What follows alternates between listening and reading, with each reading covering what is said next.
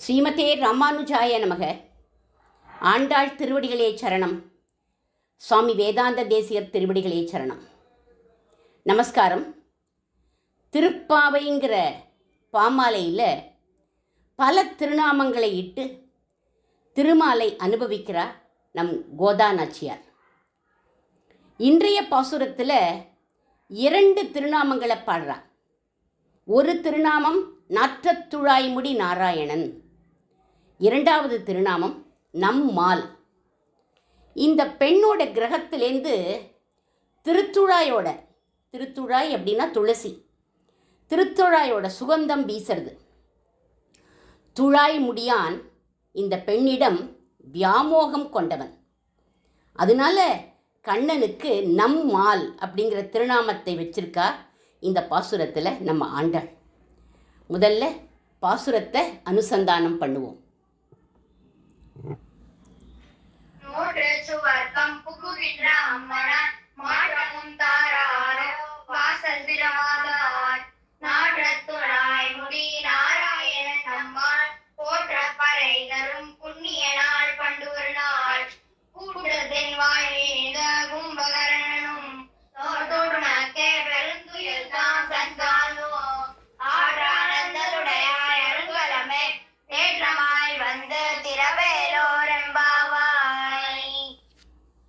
இந்த பாசுர பெண்மணியை அம்மனாய் அருங்கலமே அப்படின்னு 2 விழிச்சொற்களை இட்டு அழைக்கிறா ஆண்டாள். அவளை கூப்பிடுறா, பெண்ணே, கண்ணன் உனக்கு மட்டும் மால் இல்லை, அவன் எங்களுக்கும் மால். அதனால எங்களோட வந்து நீ சேர், நாற்றத்துழாய்முடி நாராயணனை எல்லாருமாக கூடியிருந்து குளிர்வோம் அப்படின்னு அழைக்கிறா ஆண்டாள் இந்த பாசுரத்தில் அந்த பெண்ணை. நாராயணனுக்கு உகந்தவள் யார் தெரியுமா? துளசி. யத்திர துளசி காஷ்டவந்தி தத்திர சந்நிகிதோ ஹரிஹி. எங்கே துளசி செடி இருக்கோ அங்கே நாராயணன் நித்தியவாசம் பண்ணுறான். அதனால நம்ம ஒரு சின்ன செடியாவது ஒரு தொட்டியில் வளர்க்கணும், அதுக்கு விளக்கேற்றி நமஸ்காரம் பண்ணணும்.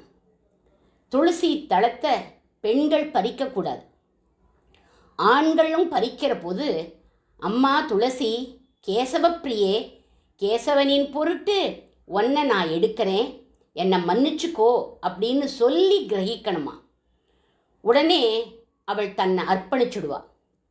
வேரோட துளசியை பிடுங்கக்கூடாது, நகம் படாமல் 3 தளங்களாக பறிக்கணும். வெள்ளி, செவ்வாய், அஷ்டமி, நவமி, ஏகாதசி, மாசப்பிறப்பு இந்த தினங்கள்லாம் துளசியை பறிக்கக்கூடாதுன்னு கண்டிஷன் இருக்குது. துளசிக்கு மட்டும் ஒரு யூனிக் கேரக்டரிஸ்டிக் ஃபீச்சர் இருக்குது.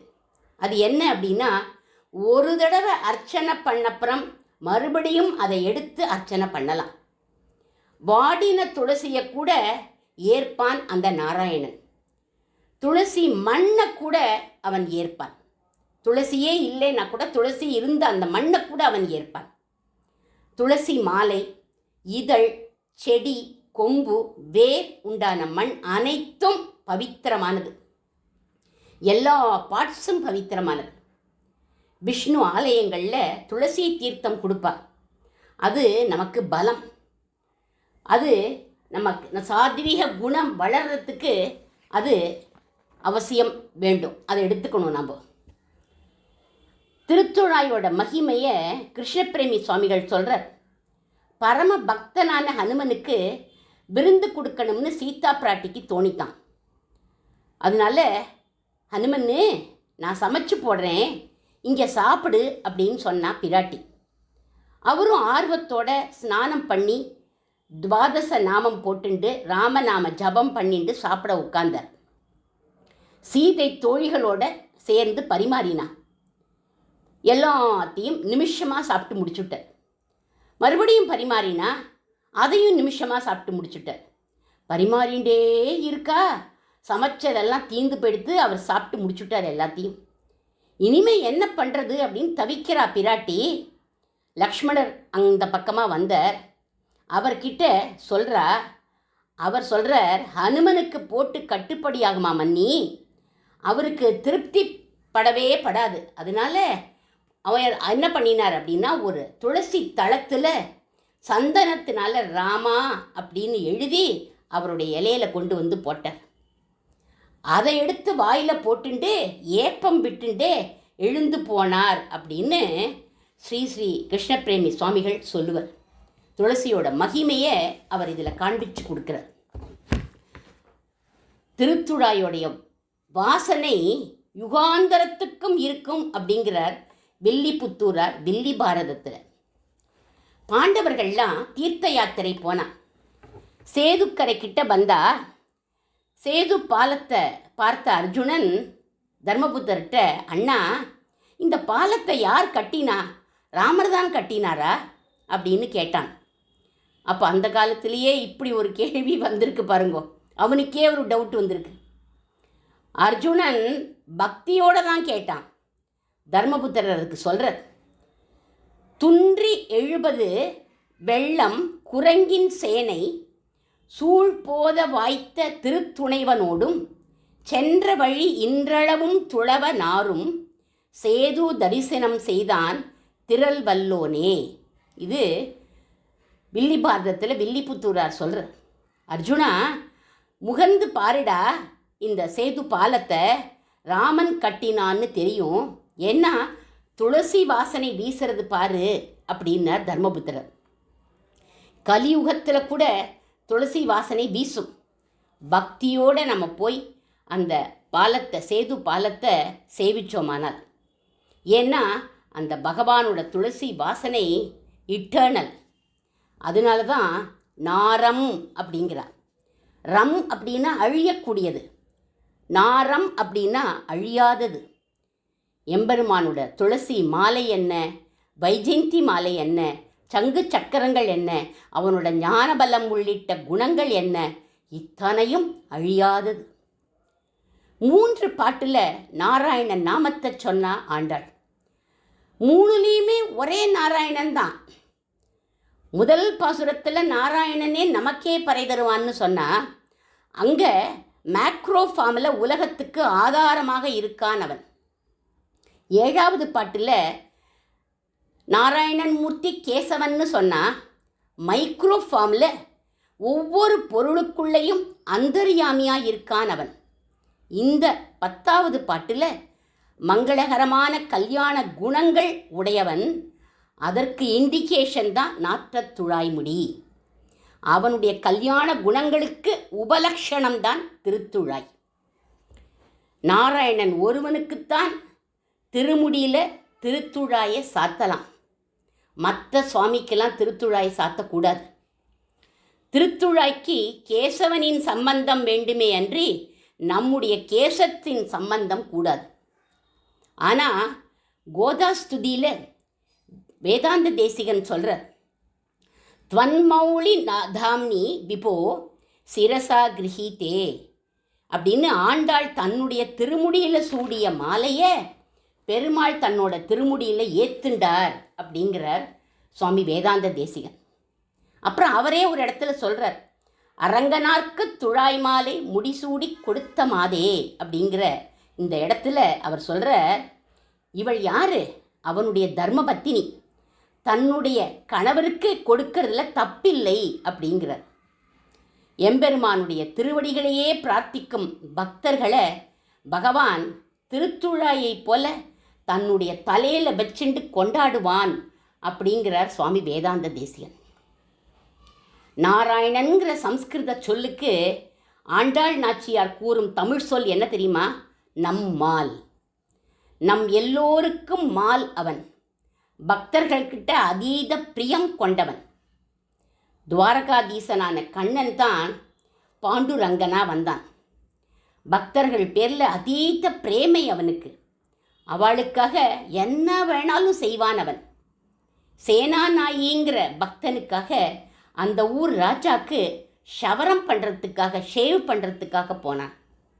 ரைதாஸுங்கிற பக்தனுக்காக செருப்பு தைக்கிறதுக்காக போனான். சொக்கா மேளாங்கிற கீழ்ஜாதி பக்தனோட போய் பாதி ராத்திரி கொட்டுற மழையில் செத்துப்போன மாட்டை புதைக்கிறதுக்கு போய் உதவி பண்ணினான். அவன் வீட்டில் உட்காந்து சாப்பிட்டான். கோரா கும்பருங்கிற குயவன் வீட்டுக்கு போய் மண்ணை தொகைச்சு மண்பானையெல்லாம் பண்ணி சந்தையில் அவைகளை எடுத்துட்டு போய் வித்துட்டு வந்தான். நாமதேவருங்கிற பக்தனுடைய வீட்டு சுவர் மழையில் இடிஞ்சு விழற நிலையில் இருந்தது. அதை போய் தாங்கி பிடிச்சிண்டு ராத்திரி முழுக்க நின்னான். தாமாஜி பந்த்ங்கிற பக்தனுக்காக முஸ்லீம் ராஜா கிட்ட போய், நான் அவரோட தலையாரி பிட்டுஹார் அப்படின்னு பேர் அப்படின்னு சொல்லி அவர் கொடுக்க வேண்டிய அத்தனை தங்க காசுகளையும் கொடுத்துட்டு கையெழுத்து போட்டு ரசீது வாங்கிட்டு வந்தான்.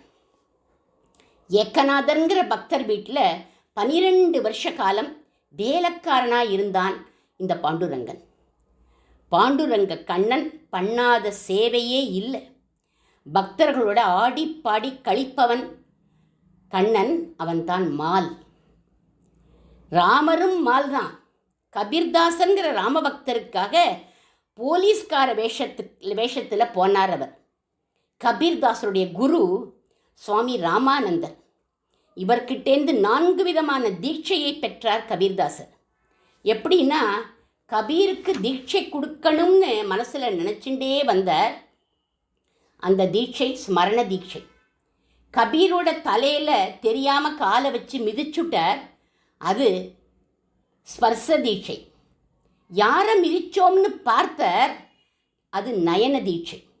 உடனே சீதாராம் அப்படின்னார். அது மந்திர தீட்சை. இப்படி 4 விதமான தீட்சைகளை குரு கபீர்தாசருக்கு கொடுத்துருக்கார். எப்பவும் ராமநாமம் சொல்லிகிட்டே தான் குலத்தொழிலான நெசவு தொழிலை பண்ணுவான் இவர் கபீர்தாசர். வர வருமானத்தை கொண்டு வாழ்ந்தார். நித்தியம் அன்னதானம் பண்ணுவர்.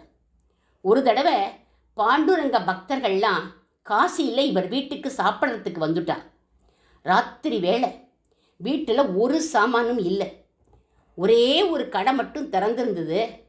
கடனா சாமான்கள்லாம் கொடு, நாளைக்கு நான் வந்து பணம் தரேன் அப்படின்னு அவன்கிட்ட போய் கெஞ்சினார். ஏதாவது நகையை அடமானம் வச்சு வாங்கிட்டு போ அப்படின்னா அந்த கடைக்காரன், நகை நட்டெல்லாம் ஒன்றும் என்கிட்ட இல்லைப்பா, என் மனைவி கூட துளசி மாலை தான்ப்பா போட்டுருக்கா அப்படின்னு சொன்னார். அப்போது அவளை அடமானம் வச்சு வாங்கிட்டு போ அப்படின்னு சொன்னான் அவன். இவருக்கு நிஷ்கபடமான மனோபாவம். வாஸ்தவமாக சொல்கிறானாக்குன்னு நினச்சிண்டு மனைவியை அழைச்சிண்டு வந்து அடமானம் வச்ச சாமான்களெல்லாம் வாங்கிட்டு போய் சாதுக்களுக்கு சேவை பண்ணின்னு இருக்கார். அந்த கடைக்காரன் இவரோட மனைவியை அனுபவிக்கணும் அப்படின்னு அவன் நினச்சான். காமுகன் அவன். கபீரோட மனைவி உள்ளே போய் கதவை உள்பக்கமாக தாழ்பால் போட்டுண்டு ராமரை நினச்சி அழறா. ராம தியானம் பண்ணுறா. போலீஸ்கார வேஷத்தில் ராத்திரி ரவுண்ட்ஸுக்கு வந்திருக்கோம்னு சொல்லி ராம லக்ஷ்மணர்கள் இவளை காப்பாற்றி கபீரோட வீட்டு வாசலில் விட்டுட்டு போயிட்டா. பிரபோ ராகவா, நான் பண்ணின பைத்தியக்கார காரியத்தை நீ சமாளிச்சியேப்பா, எவ்வளவு அழகா நீ பக்தாளை ரட்சிக்கிறன்னு சொல்லிட்டு அழுத கபீர்தாசர். இவர் ஒரு தோகால சொல்கிற, தோகான்னா 2 வரி திருக்குறள் மாதிரி இருக்கும். அதில் சொல்கிற, லூட்டு சக்கே தோ லூட்டுலே ராம நாமிக்கி லூட், அந்த சமய் பச்சுதாயேகா ஜப் பிரான் ஜாயேகா சூட். ராமபக்தி பண்ண இதுதான் சமயம். இப்போ பண்ணலை அப்படின்னா அந்திம காலத்தில் வருத்தப்படுவேள் அப்படிங்கிறார் இந்த தோகால இவர் கபீர்தாசர். நாற்றத்துழாய்முடி நாராயணன், நம்மால் அப்படிங்கிற 2 திருநாமங்களை இந்த பாசுரத்தில் நாம் அனுபவித்தோம். இனி சுவாமி வேதாந்த தேசிகன் ஓர் அருங்கலம் அப்படிங்கிற சுவாபதேசத்தை அனுபவிக்கலாம். நம் சுவாமி தேசிகர் நாராயணனான திருவேங்கடமுடையானின் திரு அவதாரம், கண்டாவதாரம்னு சொன்னோம். அதனால் இவர் நாற்றத்துழாய்முடி நாராயணன். தூப்புல் மாலான இவர் போற்றப்பறை தரும் புண்ணியன். ஏன்னா உயர்வு தாழ்வு பார்க்காம யார் இவரை இகழ்ந்து பேசினாலும் சரி, புகழ்ந்து பாடினாலும் சரி, சமமாக பார்த்து பலனை அளிக்கக்கூடியவர்.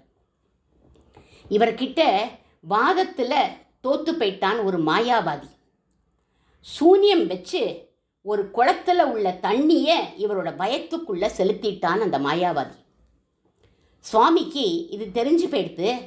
வயிறு கொஞ்சம் கொஞ்சமாக பருத்துண்டே போகிறது. உடனே இவர் என்ன பண்ணினார், திருவேளிக்கை நரசிம்மர் பெருமானை குறித்து காமாசிகாஷ்டகம் அப்படிங்கிற ஒரு சோஸ்திரத்தை பாடுறார். விகஸ்வர நகஸ்வர ருதிர ஹிரண்யவட்சஸ்தலி அப்படின்னு ஆரம்பித்தார். பக்கத்தில் இருந்த அந்த சமயத்தில் ஒரு தூண், அந்த தூண்கிட்ட அந்த தூணில் தன்னுடைய நகத்தால் கீறினர். விகஸ்வர நகஸ்வர ருதிர ஹிரண்ய வட்சஸ்தலி வினர்கள நிரர்கள ருதிர சேந்து சந்தியாயிதாக அವಂದು ಮದನಾಸಿಕಾ ಮನುಜ ಪಂಚಭಕ್ತ್ರಸ್ಯಮಾಂ ಅಹಂ ಪ್ರಥಮಿಕಾಮಿದ பிரகடிதாக பாபாகவக. இவர் பயத்தில் செலுத்தின அந்த தீர்த்தம் அந்த சுவத்திலேருந்து அப்படியே பீரிண்டு வெளியில் வரலாம். இவருடைய வயிறு கொஞ்சம் கொஞ்சமாக வடிஞ்சு போயிடுது. அதை அந்த மாயாவதி பார்த்தான். உடனே ஓடி வந்து இவர்கிட்ட மன்னிப்பு கேட்டான். அப்படின்னா இவர் போற்ற பறைதரும் புண்ணியன்னு தெரியறது பாருங்க. பண்டொரு நாள் குற்றத்தின் வாய் வீழ்ந்த கும்பகர்ணனும் தோற்றும் உனக்கே பெருந்துயில்தான் தந்தானோ. பண்டொரு நாள் பிரம்மா வேதங்களை இழந்து நின்னார். அதை மீட்டு கொடுத்து உபதேசம் பண்ணினான் எம்பெருமான். அழகிய திருச்செவிகளை உடையவன் அந்த எம்பெருமான். பெரும் துயில் அப்படின்னா வைராக்கியம், அதை பெற்றவர் திருவேங்கடமுடையானின் அவதாரமான நம் தூப்புல் சுவாமி. வைராக்கிய சீலர் இவர். அனந்தமான ஆற்றல் கொண்டவர் இவர். இவரை அருங்கலம் அப்படின்னு சொல்வார். அருங்கலம் அப்படின்னா சத்பாத்திரம் அப்படின்னு அர்த்தம். அதனால இவர்கிட்ட ஸ்ரீ வைஷ்ணவ சம்பிரதாயத்தையே ஒப்படைச்சார்களாம். அருங்கலமான இவர் யாருடைய அருளுக்கு பாத்திரமானவர் அப்படின்னா ஸ்ரீரங்கநாதருடைய அருளுக்கு பாத்திரமாகி வேதாந்தாச்சாரியன்கிற விருதை பெற்றார். ஸ்ரீரங்கநாயகி தாயாருடைய அருளுக்கு பாத்திரமாகி சர்வதந்திர சுதந்திரங்கிற விருதை பெற்றார். தந்தை என நின்ற தனித்திருமால் தாளில் தலை வைத்தோம் சடகோபன் அருளால் என்ன சுவாமி நம்மாழ்வார் அருளுக்கு பாத்திரமானவர். தத்வமுக்தா கலாபங்கிற கிரந்தத்தில் சுவாமி நாதோ பக்ஞம் பிரவிற்த்தம் பகுபிகிங்கிற இந்த ஸ்லோகத்தை அருளி சுவாமி நாதமுனிகளின் அருளுக்கு பாத்திரமானவர் அப்படின்னு தெரிகிறது. ஆகம பிரமாண்யம் அப்படிங்கிற நூலை கொண்டு பாஞ்சராத்திர ஆகமத்துக்கு ரட்சை பண்ணினார் நம் சுவாமி. சோஸ்திர ரத்தன பாஷ்யங்கிற ஒரு ஸ்லோகத்தை விளக்க அஞ்சலி வைபவத்தை எழுதி சுவாமி ஆளவந்தார் அருளுக்கு பாத்திரமானவர் இவர். பாஷ்யக்காரர் ராமானுஜரின் கிரந்தங்களுக்கு பல வியாக்கியானங்களை சாதிச்சார். சங்கல்ப சூரியோதயம்ங்கிற கிரந்தத்தில் பாஷ்யக்காரருக்கு நேர் சிஷியராக தன்னை பாவிச்சுண்டு பகவத் ராமானுஜருடைய அருளுக்கு பாத்திரமானவர். சின்ன வயசுலேயே நடாதூர் அம்மாளின் தயைக்கு பாத்திரமானவர். 5 வயசில் இந்த குழந்தைய நடாதூர் அம்மாள் ஆசீர்வாதம் பண்ணார்னு முதல் நாள் நம்ம பார்த்தோம். இவருடைய ஆச்சாரியன் மாமா அப்புள்ளார், அவருடைய தயைக்கும் பாத்திரமானவர். அந்த அப்புள்ளாரின் தயையினால் அவர் கருட மந்திரத்தை இவருக்கு உபதேசித்தார். அதை ஸ்ரத்தையோடு ஜபிச்சு கருடனுடைய அருளுக்கும் பாத்திரமானவர் நம் சுவாமி. கருடர் உபதேசித்த ஹயக்ரீவ மந்திரத்தையும் ஜபிச்சு பரிமுகன் அருளுக்கு பாத்திரமானவர் அருங்கலம் நம் சுவாமி. இத்தனை பேருக்கும் அருங்கலம் நம் தூப்புல் சுவாமி. தேற்றமாய் வந்து திற அப்படின்னு ஒரு சிஷ்யன் சுவாமி வேதாந்த தேசிகரிடம் எங்கள் மனக்லேசத்தை போக்கி ஞானத்தை தந்தருளணும்னு பிரார்த்திக்கிறான். ஏன்னா நாங்கள் இவ்வளவு நாட்களாக நோற்றுச் சுவர்க்கம் புகுகின்ற அம்மனாய் மாற்றமும் தாராரோ வாசல் திறவாதார்னு இருந்துட்டோம் அப்படிங்கிறார்கள். ஏன் இப்படி சொல்கிறார்கள் அப்படின்னா ஸ்வர்க்கங்கிற மோட்சத்தை அடைய பக்தி யோகம் ஞானயோகம்னு பல ஆச்சாரியர்களை அணுகியும் அவர்களுடைய கிருப்பையை பெறணும்னும் யோஜனை பண்ணிண்டு பல வழிகளை கடைப்பிடிச்சுண்டு இருந்துட்டோம். எங்களுக்கு ஞானத்தை தாங்கள் அருளணும்னு பிரார்த்திக்கிறார்கள். நம் சுவாமியும் கிருப்பையுடன் சிஷ்யர்களுக்கு ஞானத்தை தந்து தேற்றி விட்டார்னு சுவாமிக்கு பின் வந்த ஆச்சாரிய புருஷர்கள் சொல்கிறார்கள். இப்படி இந்த பாசுரத்தில் சுவாமி ஒரு அருங்கலமாக திகழ்ந்தார்னு தெரிகிறது. சுவாமியுடைய திருவடிகளுக்கு பல்லாண்டு பாடி அமைகிறேன். தூப்புல் குலமணி திருவடிகளே சரணம். ஆண்டாள் திருவடிகளே சரணம்.